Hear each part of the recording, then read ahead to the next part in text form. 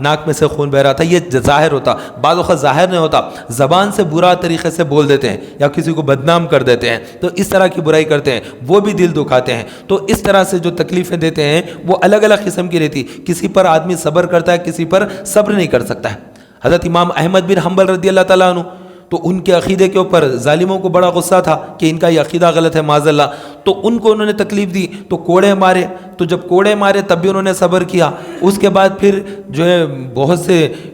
ہیرے جواہرات لے کر آئے، ایک بڑی تشت میں لا کر کہا کہ یہ قبول کر لو آپ اور اپنی بات سے باز آ جاؤ۔ اس وقت ان کو صبر نہیں ہوا اور ان کی آنکھوں سے آنسو نکل گئے، رو دیے اس وقت میں، اور رو کر اللہ تعالیٰ کے دربار میں عرض کیا کہ اے اللہ، انہوں نے مارا، میں صبر کر لیا، اور انہوں نے مجھے ہر طریقے سے تکلیف پہنچائی، میں صبر کرا، اب یہ کیسی بڑی آزمائش ہے کہ اتنا مال لا کر یہ مجھے دے رہے ہیں اور کہہ رہے ہیں کہ اپنا عقیدہ بدل دو، تو میں اس مال کے لیے اپنا عقیدہ بدلوں؟ اتنا سونا چاندی میرے سامنے لا کے رکھے ہیں۔ تو اس چیز کے اوپر وہ جو ہے اللہ کے دربار میں آنسو بہا دیے۔ تو ایسے تھے حضرت سیدنا امام احمد بن حنبل رضی اللہ تعالیٰ عنہ، حدیثوں کی بڑی کتاب ہے ان کی، اور فقہ کے امام ہیں۔ ہم تو حنفی ہیں نا، ہم لوگ امام اعظم ابو حنیفہ کے ماننے والے، تو امام احمد بن حنبل کے ماننے والوں کو حنبلی کہتے ہیں، تو بہت بڑا مسلک ہے۔ غوث اعظم دستگیر رضی اللہ تعالیٰ عنہ حنبلی تھے، ہم حنفی ہیں، تو ہمارے امام اعظم ابو حنیفہ، شریعت کی طرف سے دیکھا جائے تو ہمارے امام کون ہیں؟ امام اعظم ابو حنیفہ، لیکن طریقت کے اندر جو ہمارے امام ہیں وہ سیدنا غوث العظم دستگیر حضرت شیخ عبد القادر جیلانی رحمۃ اللہ علیہ ہوتے ہیں۔ تو غوث اعظم کون سے امام ہیں؟ یہ طریقت کے امام ہیں۔ ایسے ہی جو چشتی سلسلے میں بیعت ہیں تو ان کے امام کون ہوتے ہیں؟ وہ حضرت غریب نواز ہوتے ہیں، محی الدین حسن سنجری رحمۃ اللہ علیہ، وہ ان کے امام ہوئے۔ ہمارے بھی امام ہیں، چشتی سلسلے کے سرتاج ہیں، ہمارے بھی وہ امام ہیں۔ تو ایسے ہی امام شافعی ہے، امام مالک ہے، امام احمد بن حنبل ہے، تو یہ چار ائمہ ہیں، ان کا بھی ہمیں ادب احترام ہے، ہمارے پر واجب ہے، اور ہم جن کی پیروی کرتے ہیں انہی کی پیروی کریں۔ تو امام اعظم ابو حنیفہ رضی اللہ تعالیٰ عنہ کے ماننے والے، بغداد میں جن کا مزار ہے، اس لیے مرج البحرین کہتے ہیں اس کو، دو بڑے بڑے سمندر آ کر جہاں پر ملتے ہیں وہ شہر بغداد ہے۔ بغداد میں دو سمندر ہیں، کون سے دو سمندر ہیں؟ علم کے، ایک غوث اعظم ہے علم کا سمندر طریقت کے، ایک شریعت کے امام اعظم ابو حنیفہ کا بھی وہیں پر مزار پر انوار ہے۔ تو یہ دربار اللہ تعالیٰ حاضری نصیب فرمائے، بغداد معلیٰ بھی جانا چاہیے۔ جیسا ہم اجمیر کا ہمارا دل ہوتا ہے کہ اجمیر جائیں، تو ہم بغداد کے تعلق سے نہیں سوچتے کہ نہیں بہت زیادہ دور ہے نہیں جا سکتے، تو اللہ تبارک و تعالیٰ چاہا تو چلے جا سکتے ہیں، ایسا نہیں کہ نہیں جا سکتے، اپنا دل میں ارادہ ہونا چاہیے کہ نہیں میں جو ہے اب تک تو 4 مرتبہ جا چکا ہوں اجمیر، 2 مرتبہ جا چکا ہوں، میں جو ہے اب تک 6 مرتبہ جو ہے گلبرگہ شریف جا چکا ہوں۔ ایسا جاتے ہیں قریب رہنے کی وجہ سے، چلو اتنا زیادہ خرچہ نہیں ہے چلے جائیں گے، وہ دور ہے خیال ہی نہیں آیا، عمر گزر گئی، ایسا نہیں، بلکہ ہمارا اپنا ذہن ہونا چاہیے کہ میں 1 مرتبہ کم از کم عمرہ کروں، اور اگر میرے نصیب میں اتنا پیسہ نہیں ہے کہ میں جو ہے 1 لاکھ روپیہ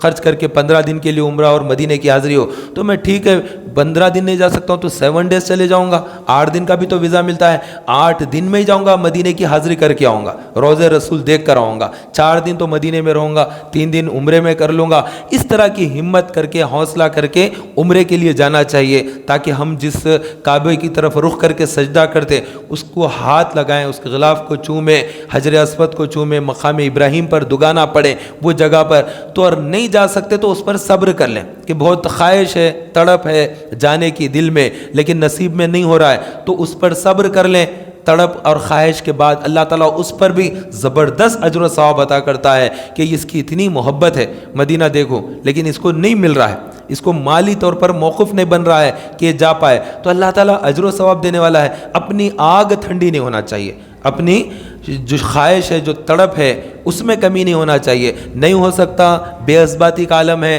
یہ نامراد ہو جاؤں گا، ناممکن ہے، ایسا خیال کر لیں گے تو خواہش ہی نہیں پیدا ہوگی، تو چراغ تو جلانا پڑے گا۔ محبت کا چراغ جو سینے میں ہے وہ آگ ہے تو جو اس آگ کو بجھا دے گی جہنم کی۔ اے عشق تیرے صدقے، اعلیٰ حضرت امام احمد رضا فاضل بریلوی رحمۃ اللہ علیہ کیا خوب فرماتے ہیں، اے عشق تیرے صدقے جلنے سے چھٹے سستے، وہ آگ لگائی ہے جو آگ بجھا دے گی، جہنم کی آگ کو بجھا دے گی۔ ایسا عشق رسول کی آگ، محبت رسول کی آگ سینوں میں لگی ہے۔ تو یہ اعلیٰ حضرت کے سینے میں ایسی محبت تھی، اور وہ مدینہ جا بھی رہے تھے، اور وہ جہاں بھی ہوتے مدینے میں ہوتے، ایسی ان کی کیفیت تھی۔ تو ہمارا سینہ اگر کینے سے پاک ہو، کسی پر جو ہے ظلم کروں گا، کسی کو تکلیف دوں گا، کسی کو ایذا دوں گا، تو ایسا سینہ مدینہ نہیں بنتا۔ ایسا سینہ جس کے اندر کینہ ہو، کپٹ ہو، غصہ ہو، نفرت ہو، مسلمان کو تکلیف دینے کی بات دل میں بھری ہوئی ہو، وقت آئے پر اس کو بتاؤں گا تو ٹائم آ جانے دو کبھی اس کو دھکا دے دیں گے، وقت آ جانے دو اس کو آگے نہیں بڑھنے دیں گے، ایسا ٹھان کے بیٹھے ہوئے ابھی میرا ٹائم نہیں ہے، تو اس طرح سے اندازہ لگا کر بیٹھے رہتے امید میں۔ یہ جو چیز ہوتی ہے یہ حرام ہے، سینے کے اندر کینہ رکھنا، کپٹ رکھنا، غصہ چھپا کر رکھنا، تو یہ سینہ نہیں ہے، پاک سینہ نہیں ہے۔ سینہ اگر صاف ستھرا رکھنا ہے تو جنہوں نے ظلم کیا ہے صبر کر کے انہیں معاف کر دینا،